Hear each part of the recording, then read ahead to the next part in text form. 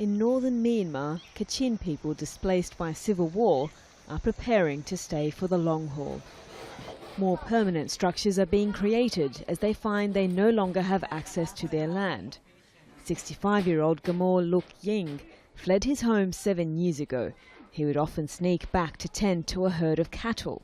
That is until last year, when he says his property was taken over by a government-linked banana company with Chinese investors. I don't want anyone to take over my land. I need help to keep the company off my property. I can't farm or feed the pigs or cattle.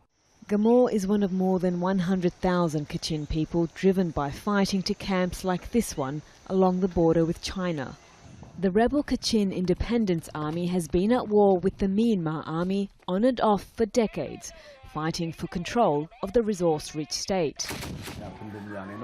As ceasefire talks stall and development moves forward, a spokesperson for the rebel leadership says they're negotiating to get their people's land back.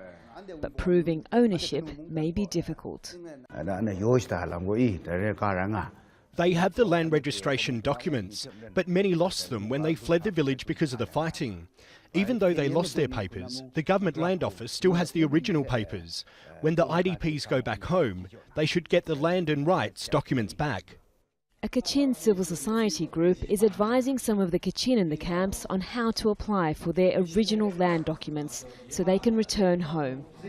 Resolving land disputes are seen as key to achieving peace in the war-torn region and are prominent issues in the country's economic and political transition.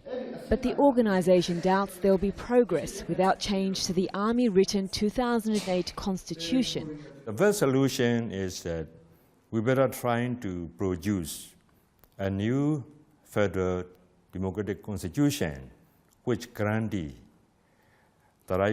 these land rights. A distant possibility for now, leaving many in this camp facing an uncertain future and perhaps no home to return to.